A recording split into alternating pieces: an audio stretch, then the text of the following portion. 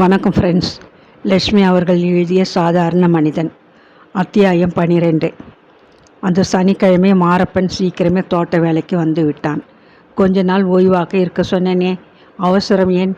அத்தை ஜெகதா உரிமையுடன் அவனை கடிந்து கொண்டாள்.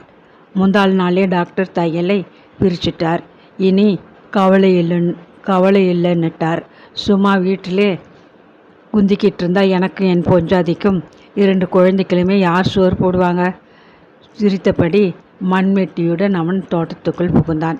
விடியும் வரை கிணற்று மோட்டாரை இயங்க செய்திருந்தாள் சந்தியா.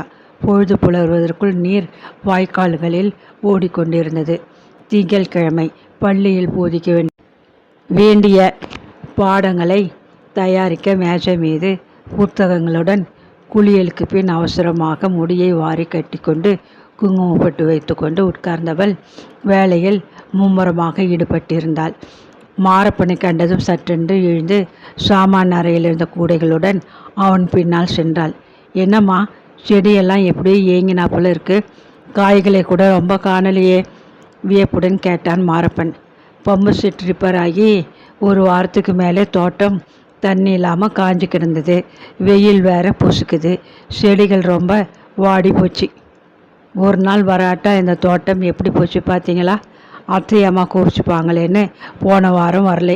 இல்லாட்டி முதல் வேலையாக பூதலூருக்கு ஓடி ஆட்களை இட்டாந்து பம்பு செட்டை சரி செய்திருப்பேன்.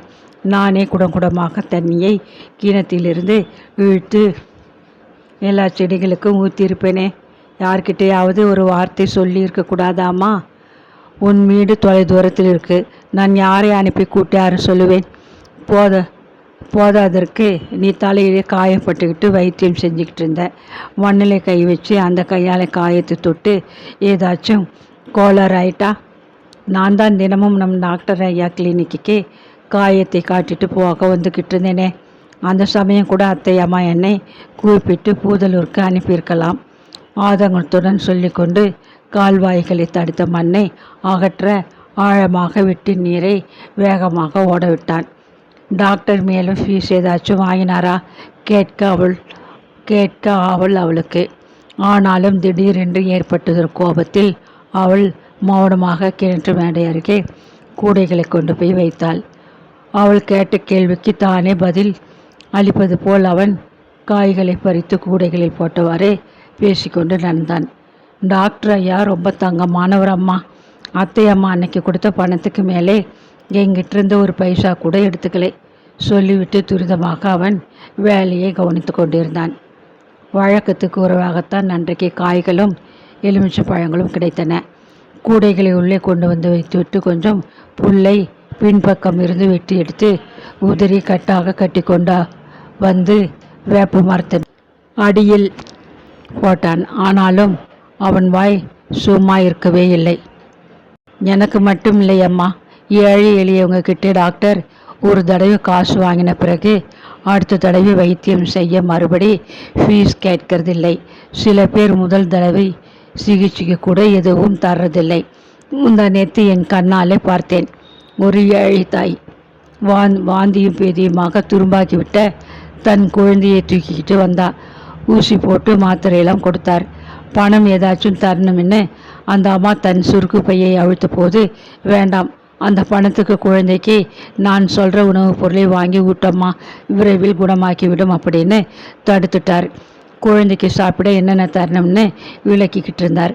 அந்த அம்மா வெளியிலே போகச்ச டாக்டரை ரொம்ப வாழ்த்திட்டு போனாங்க. சந்தியா கோபத்தில் கொதித்து போனாள். மாரப்பா, உனக்கு மரம் செடி கொடி பயிர்களை எப்படி வளர்க்கிறதுங்கிறது தான் தெரியும். டாக்டருக்கு தன் புகழை எப்படி வளர்த்துக்கிறதுன்னு நல்லாவே தெரிஞ்சிருக்கு. ஏழை பங்காளன்னு ஊர் மக்களிடம் முதலில் நல்ல பேர் வாங்க இப்படி நடிக்கிறாரோ என்னவோ. ஃபீஸே வாங்காமல் தொழில் நடத்தினா எப்படி பிழைப்பார்? நீயே யோசிச்சுப்பார். அதாம்மா எனக்கு ரொம்ப கவலையாக இருக்குது. கவலைப்படாதே மாரப்பா, கை நிறைய வரதட்சணையும் பணமும் காரும் பங்களாவும் கொடுத்து அவருக்கு பெண் கொடுக்க பெரிய பணக்காரங்க காத்திருக்காங்க. அந்த தெம்பிலே தான் அவர் உன்னையும் எங்களையும் போகிறவங்க கிட்ட பணம் வாங்காமல் ரொம்ப நல்லத்தனமாக நடந்துக்கிறார். படபடவென்று ஆத்திரத்துடன் பேசினாள் சந்தியா. அகதிக்கீரை கட்டுகளை அவிழ்த்து மாட்டுக்கும் கன்றுக்கும் பங்கிட்டபடி மாரப்பன் தனக்குள்ளே சிரித்து கொண்டான். என்ன மாரப்பா, நான் பேசுறது உனக்கு வேடிக்கையா இருக்கா? இல்லைம்மா, உங்கள் அத்தான் திருச்சியிலேருந்து வந்திருந்தாரே, அப்போ டாக்டருக்கும் அவருக்கும் நடந்த பேச்சுவார்த்தைகளை நினைச்சிட்டேன். சிரிப்பு வருது. சந்தியாவால் அவளை கட்டுப்படுத்த முடியவில்லை. என்ன, 2 பேரும் ரொம்ப நேரம் பேசினாங்களா? காலை வேளையிலே முதலாக நான் போய் தினமும் என் காயத்தை காட்டிட்டு போய்கிட்டு இருந்தேன்னா, அன்னைக்கு காலையிலே நான் போய் திண்ணை பெஞ்சில் உட்கார்றதுக்கு முந்தி உங்கள் அத்தான் காரிலிருந்து இறங்கி உள்ளார போயிட்டார். டாக்டருடைய கிளினிக்கு ஒரு சின்ன அறை. வாசல் பக்கமாக இருந்த ஜன்னலுக்கு திரை போட்டிருந்தாலும் உள்ளே பேசினது நல்லா கேட்டது. அவங்க 2 பேரும் முதல்ல இங்கிலீஷில் பேசினாங்க. ஒன்றும் புரியலை. பிறகு தமிழிலே பேச ஆரம்பித்த போது தான் நான் ஒத்து கேட்டேன். உங்கள் அத்தானுக்கு தெரிஞ்ச இடத்திலிருந்து டாக்டருக்கு பெண் பேச வந்திருக்காரு. பேச்சுவார்த்தைகள் நடந்தன. சந்தியா கீழ் உதட்டிக்கு எடுத்துக்கொண்டு மௌனமாக நின்றாள். பம்பாய்க்கு ஃபோன் செய்து கேட்டீங்களா? உங்கள் சகோதரி சரின்னு சொல்லிட்டாங்களா இல்லையான்னு உங்கள் அத்தன் கேட்டார். பம்பாய்க்கு நான் ஃபோன் பண்ணலை. இது என் சொந்த சங்கதி. இதை பற்றி முடிவு செய்ய வேண்டியவன் நான் தான். அவங்களையே உபத்திரவப்படுத்தணும்னு நான் சும்மா இருந்துட்டேன் அப்படின்னு டாக்டர் பதில் சொன்னார். நல்ல முடிவு சொல்வீங்கன்னு தான் நான் விடியற்காலையிலே புறப்பட்டு வந்திருக்கேன். உங்கள் அத்தான் தான் பலமாக சிரித்தார். நீங்கள் சொல்கிறதெல்லாம் சரி, ஆனால் பணத்துக்காகவோ பங்களாவுக்காகவோ நான் என்னை யாருக்கும் விற்கிறதில்லைன்னு முடிவு செய்திருக்கேன். டாக்டரின் குரலில் கொஞ்சம் காரம் தெரிஞ்சிச்சு. அப்போ நல்லதாக போச்சு. நீங்கள் பணம் காசு எதுவும் எதிர்பார்க்கலை. பெண்ணை கட்டி கொடுத்தா போதும்ட்டார்னு நான் என் சிநேகிதனுக்கு சொல்லிவிடவா? உங்கள் அத்தான் சந்தோஷமாக கேட்டார். கல்யாணம் பண்ணிக்கோன்னு என்னை நீங்கள் வற்புறுத்துறது ரொம்ப தப்புங்க, டாக்டர் கொஞ்சம் உரத்த குரலில் சொன்னார். வேறு எங்கேயாச்சும் நிச்சயமாகிவிட்டதா? அதனாலே அப்படி சொல்கிறீங்களா? உங்கள் அத்தான் விடலை கேட்டார். டாக்டருக்கு இப்போ கொஞ்சம் கோபம் வந்துருச்சு. வாசலில் போகிறவனுக்கு கூட கேட்குறாப்புல உறக்க பேசிவிட்டார். இதை பாருங்கய்யா, எனக்கு இப்போ என் தொழிலை நல்லா வளர்த்துக்கணும், நல்ல டாக்டர்னு பேர் எடுத்துக்கணும் என்கிறது தான் முக்கியமாக இருக்குது. கல்யாணத்தை பற்றி எனக்கு சிந்திக்க கூட பொழுதில்லை. அப்படி என்ன வரும்போது உங்ககிட்ட ஆலோசனை கேட்பேன். உங்களுக்கு கோபம் வந்துருச்சு. உதிரி போட்டுக்கொண்டு படுவேகமாக காரில் ஏற வந்தார்.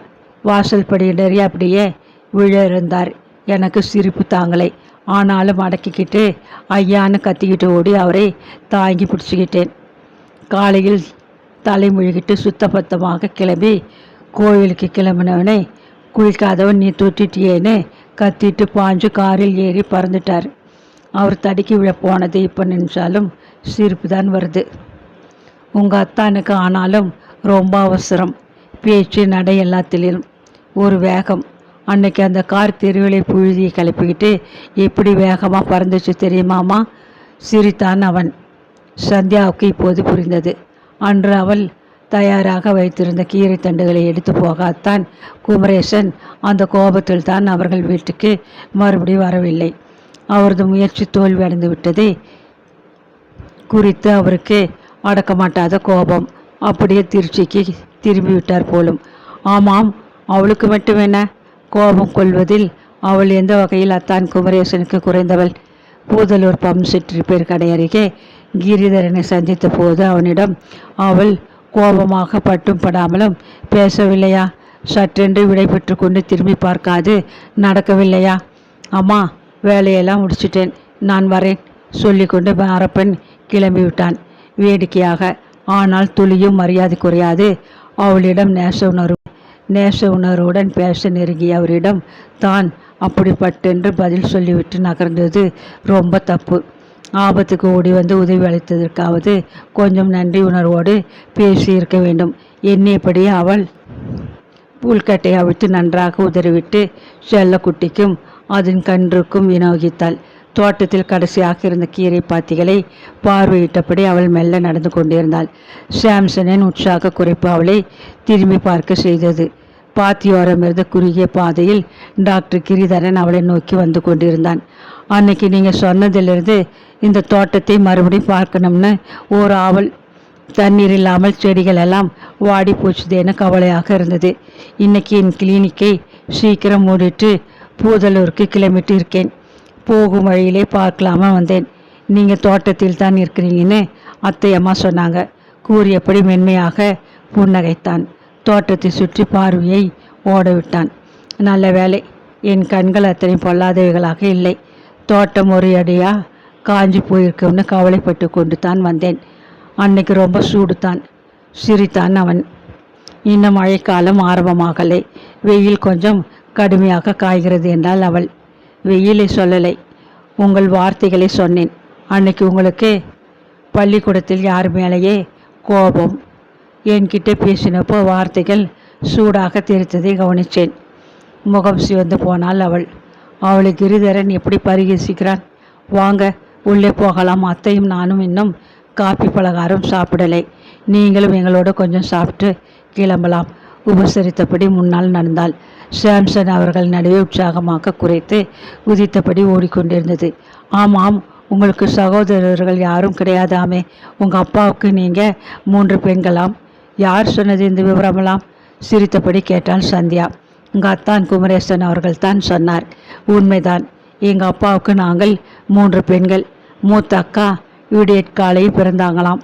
அதனால் அவர்களுக்கு உஷான அப்பா பேர் வச்சார். விடியற்காலை வேலை போல அவங்க குளுமையான குணமுடையவங்க. 2வது அக்கா ஒரு கோடை நாளின் போது பட்ட பகலில் கடும் வெயிலில் பிறந்தாங்க. அவங்களுக்கு சூர்யான்னு அப்பா பேர் வச்சாங்க. பேரை போலவே அப்பப்பா அவள் முடிக்கவில்லை. நீங்கள் ஒரு சாயங்கால வேலையின் போது பிறந்திருக்கணும். அதனாலே உங்கள் அப்பா உங்களுக்கு சந்தியான்னு பேர் வச்சார் இல்லையா? ரொம்ப சரியாக சொல்லிட்டீங்களே. நாளின் பெரும்பாகத்தை கடும் உழைப்பில் கழிக்கும் எனக்கு சந்தியா வேலை ரொம்ப பிடிச்ச நேரம். சென்னையில் கடற்கரை மணல் மீது இருட்டு மட்டும் உட்கார்ந்திருப்பேன். இங்கே காவிரி கரை ஓரம் இருட்டு மட்டும் சில்லென்று சுகமாக வீசும் காத்தை அனுபவிச்சுக்கிட்டு நடப்பேன். சந்தியா வேலை மிகவும் அழகான நேரம். ஆனால் அதே சமயம் மழைக்காலத்தில் கும்முன்னு இருட்டி கொண்டு இடியும் மின்னலுமாக அந்த சந்தியா பெண்ணுக்கு எத்தனை கோபம்னு ஒரு கவிதையை எழுதிடலாம். உறக்க சிரித்தான். எனக்கு முன் கோபம் அதிகம், பொறுமை கொஞ்சம் குறைவுதான். சீக்கிரம் புரிஞ்சுக்கிட்டீங்களே. அவளும் சிரித்தாள். எனக்கு பொறுமை அதிகம், சட்டுன்னு கோபம் வராது. ரொம்ப எதிர்மாறான குணம் இல்லையா? அவள் கேட்டபோது அவளை தன் கண்களால் ஊன்றி பார்த்தான். எதிர்மாறான குணங்கள் தான்.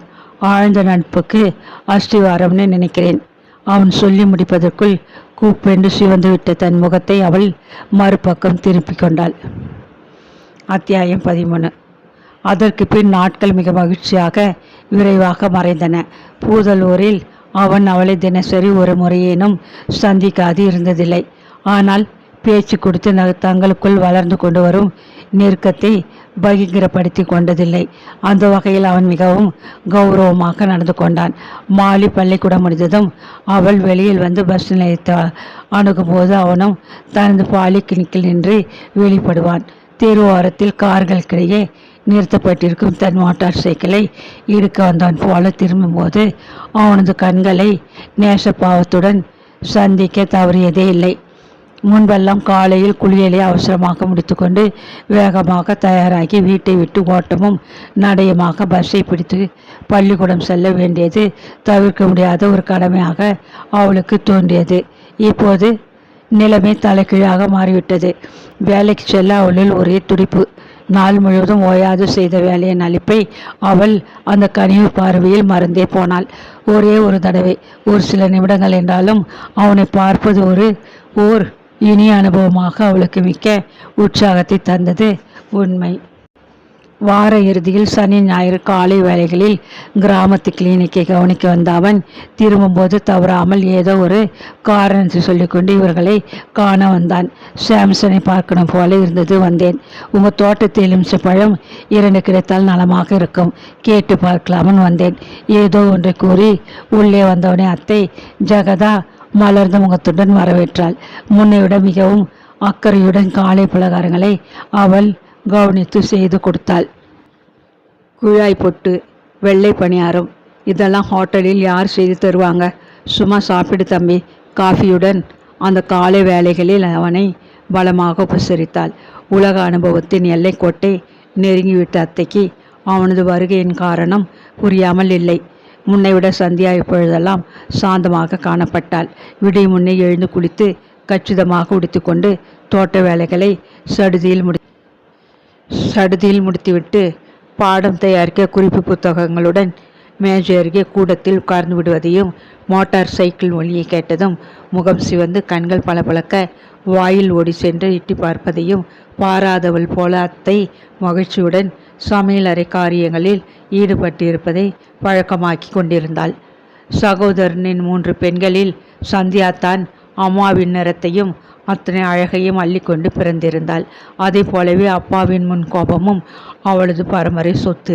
படபடவென்று பொரிந்து கொட்டி கோபத்தில் வெடித்துவிடும் இந்த பெண்ணை எவன் கட்டி கொண்டு சிரமப்பட போகிறானோ என்று உள்ளூர் ஜெகதாவுக்கு கலவரம்தான். கிரிதரன் நெருக்கமாக அவர்களுடன் பழகத் தொடங்கிய போது அவளது கவலைகள் லேசாகி போயின. தோட்டத்தில் இருவரும் நல்ல பொருத்தமான ஜோடிதான். சந்தியாவின் தங்க நிறத்துக்கு அவனது கோதுமை வண்ணம் சோடை போகவில்லை. பொறுமையின்றி சீறி விழும் சந்தியாவின் முன் கிரிதரன் சாந்தத்தின் சிகரமாக இருந்தான். இப்படி மாறுதலான குணமுடையவர்கள் திருமணத்தில் இணைவது ஒரு வழியில் நல்லதுதான்.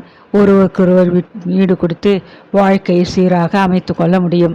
2 பேரும் படித்தவர்கள், திறமை மிக்கவர்கள், பொறுப்புகளை உணர்ந்தவர்கள். இருவருக்கும் பொதுவான சில விருப்பு வெறுப்புகள், அபிப்பிராயங்கள் ஒத்துப்போயின. பலவாறு தனக்குள்ளே சிந்தித்து கண்டும் காணாதது போல இருந்தால் சில சமயங்களில் ஆதரவாகவும் இருக்கவும் முயன்றாள். சந்தியா, டாக்டர் வந்திருக்கிறார். நான் தோட்டத்திலிருந்து எலுமிச்சை பழம் பறிச்சிட்டு வரேன். நீ சீக்கிரம் காஃபியை கலந்து வைமா. வேண்டுமென்றே அவர்கள் தனியே பேசிக்கொள்ள வாய்ப்புகளை உருவாக்கி தந்தாள். சீக்கிரம் கிரிதரனும் சந்தியாவும் ஒரு நல்ல முடிவுக்கு வந்துவிட்டாள். அனலாடீஸ்வரர் கோவிலுக்கு ஆண்டவனை தரிசிக்க சென்ற போதெல்லாம் அத்தையம்மாள் அடிக்கடி பிரார்த்தித்து கொண்டாள். சீக்கிரம் சந்தியாவுக்கு ஒரு நல்ல வழி செய்யப்பா ஈஸ்வரா. அப்படி ஒன்றும் கிரிதரன் காசு பணம் ஒன்றுமில்லாத பரதேசி பெண்ணை கட்டி கொள்ளப் போவதில்லை. வரதட்சணை என்று கையில் பணம் ஏதும் கொடுக்கும் காரியம் சந்தியாவுக்கு பிடிக்காது. ஒப்பு கொள்ள மாட்டாள். இருவரும் மனம் ஒப்பி நல்ல முடிவுக்கு வந்தால் தன் கணக்கில் வங்கியில் மொத்த முதலீட்டில் இருக்கும் பணத்தை முறித்தெடுத்து எளிய முறையில் கோவில் மண்டபத்தில் ஜெகதாவால் கல்யாணத்தை முடித்து வைக்க முடியும். பெண்ணுக்கு சேதனமாக அவளது அப்பா விட்டு வைத்திருக்கும் அந்த வீடும் தோட்டமும் இன்றைய விலைக்கு ஒரு கணிசமான தொகைக்கு சமம். போதாததற்கு பரணில் கிடக்கும் அவளது பாத்திரங்களை எடுத்து துளைக்கி பாலிஷ் போட்டு கொடுத்தால் போச்சு. நகைகள் சந்தியா மேல் அதிகம் இல்லைத்தான். இரும்பு பீரோவில் லாக்கரில் தூங்கும் அவளது 2 கொத்து சங்கிலியை மேற்கு போட்டு விடுவது. இந்த வயசில் இனிமேல் ஜெகதாவுக்கு நகைகள் எதற்கே? கடமையை முடித்து கொண்டதும் அக்கடா என்று காலம் முழுவதும் நிம்மதியாக அவர்களுடன் அந்த வீட்டிலே தங்கி கொள்ள முடியும். உடம்பு வந்தால் டாக்டர் கிரிதரன் சொந்த மகன் போல் பார்த்து கொள்வான். உயிர் போய்விட்டால் அவர்கள் இருவரும் உற்ற மரியாதையுடன் அவளை ஒப்பியத்தி விடுவார்கள் இல்லையா? இரவும் பகலும் இதே சிந்தனையாக இருந்தால் ஜெகதா. பல வாரங்களாக அந்த பக்கமே வராதிருந்த குமரேசன் அன்று காலை ஊரான் வீட்டு கார் ஒன்றில் தன் உறவினர்களைக் கண்டு நலம் விசாரிக்க வந்திருந்தார். தெருவில் வீட்டுக்கு முன் மோட்டார் சைக்கிள் நிற்பதை கண்டதுமே மனிதன் முகம் இறுகி போனார். விடுவிடுவென்று நடந்து வந்தவர் காதில் உள்ளே சிறுபொழி கேட்டது. நகைச்சுவையானதொரு கதையை கேட்டுவிட்டு எல்லோரும் சேர்ந்து சிரிக்கும் சாதாரணமான மகிழ்ச்சி பொங்கிய சிரிப்பல்ல. அது நெருக்கமாக பழகிவிட்ட இருவருக்கு மட்டுமே புரியும் சிருங்காரமான சிரிப்பு. நெருப்பாக அவர் காதுகளில் படிவேகமாக உள்ளே நுழைந்தார். அவர் எண்ணியது முற்றிலும் சரியாகவே தான் இருந்தது. அவனுக்காகவே அலங்கரித்து கொண்டவள் போல சந்தியா மாதுளம்பூ வண்ண மல்மல் சேலையில் மையுண்ட கண்கள் பளபளக்க அவனுக்கு காப்பி பலகாரம் பரிமாறி கொண்டிருந்தாள். அவர் வந்ததை கூட கவனியாமல் இருவரும் சிரித்து கொண்டிருந்தனர். அப்படி என்ன வேண்டி கிடைக்கிறது ஒரு சிரிப்பு? என்ன டாக்டர், பார்த்து ரொம்ப நாளாச்சு. பிராக்டிஸ் எல்லாம் எப்படி? எங்கே இப்படி இந்த பக்கம்? அத்தையம்மாளுக்கு உடம்புக்கு ஏதாச்சும்? ஏளனமான குரலில் விசாரித்தார். வெகு தொலைவிலேயே அவர் வருவதை கண்டு கொண்டு விட்டார் ஜெகதா. ஓட்டமும் நடையுமாக மூச்சிறைக்கு உள்ளே வந்தாள். அவர் பேசியது அவளுக்கு நன்றாக கேட்டது. வாப்பா குமரேசு, ரொம்ப நாளாச்சு. எங்களையெல்லாம் மறந்துட்டியோன்னு கூட கவலையாக இருந்தது. சூர்யா குழந்தைங்க எல்லாம் சுகம்தானே? என் உடம்புக்கு ஒன்றும் இல்லை, நல்லாத்தான் இருக்கேன். டாக்டர் இந்த பக்கம் போனார். நான் தான் கூப்பிட்டேன். நீயும் காப்பி பலகாரம் சாப்பிடப்பா, உனக்கு பிடிச்ச வெள்ளை பணியாரம் பண்ணியிருக்கேன் என்றாள். இவன் தின்னது போக மீதியை சாப்பிட வேண்டுமா? அப்படி ஒன்றும் வெள்ளை பணியாரத்துக்கு வீங்கி போய் கிடக்கலை. சாப்பிட்டு விட்டு தான் கிளம்பினேன். சும்மா உங்களையெல்லாம் பார்த்துட்டு போகலாம்னு வந்தேன், அவ்வளோதான் என்றார் ஆமத்தலாக. சிறிது பொழுதில் கிரிதரன் விடை பெற்று கொண்டு வெளியேறியதும் ஊஞ்ச நின்று தொப்பின்று குதித்தார் குமரேசன். கோபத்துடன் சரி அங்கவஸ்திரத்தை உதிரி போட்டு கொண்டார். நாங்கள் எல்லாம் மான மரியாதையோடு வாழறது உங்களுக்கு பிடிக்கலையா? சும்மா தான் கேட்கிறேன். உரத்த குரலில் ஆத்திரமாக கூச்சலிட்டார்.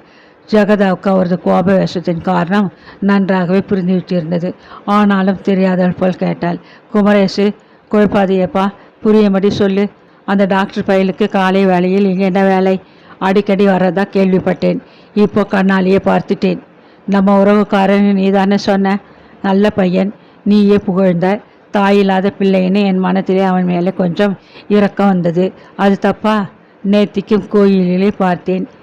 வீட்டுக்கு வாப்பா, காப்பி பலகாரம் சாப்பிட்டுட்டு போன்னு நான் தான் கூப்பிட்டேன். இதில் என்ன பிசுகு கண்டுட்டேன்? அவனை இந்த பக்கம் அடிக்கடி கூப்பிடாதீங்க சொல்லிட்டேன். நம்ம குடும்ப கௌரவம் குலைஞ்சு போயிடும். நீதானே அவனுக்கு கல்யாணம் பேச அன்னைக்கு காரை போட்டுக்கிட்டு ஓடி வந்த? வீரன் சூரன் தீரன்னு பேசின. இன்னைக்கு இப்படி இகழ்ச்சியாக பேசுகிற? எனக்கு ஒன்றுமே புரியலையே. எனக்கே அப்புறமா தானே புரிஞ்சது. இந்த பயலோட பேச்சையும் எடுப்பான தோற்றத்தையும் பார்த்துட்டு நான் அசந்து போயிட்டேன். அப்புறம் உண்மை தெரிஞ்சது. இவனுக்கு ஏற்கனவே பட்டணத்தில் ஒரு நர்ஸ் பொண்ணோட தொடர்பு இருக்குது. அவளை கட்டிக்கு போவதாக வாக்கு கொடுத்துட்டு அவளை கைவிட்டிருக்கான். அங்கே திரும்பி போனால் அந்த நர்ஸ் பொண்ணோட மன்னன் செவந்தியா உதவி கொடுப்பான்னு பயம். இதை எப்படியோ நம்ம மல்லிகா தேட்டருக்காரர் தெரிஞ்சுக்கிட்டார்.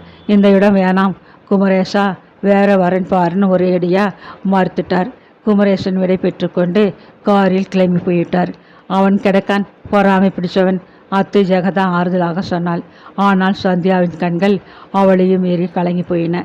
அத்தான் குமரேசன் 1000 பொய்களை சொல்லக்கூடியவர்தான். ஆனால் அவை நடுவே சில உண்மையும் சில சமயம் சொல்லி தொலைப்பது வழக்கம். ஒருவேளை அவர் கூறியதில் உண்மை இருந்தால் முள்ளாக நெஞ்சை ஒரு சந்தேக பொறி நெருடுவதை உணர்ந்தாள்.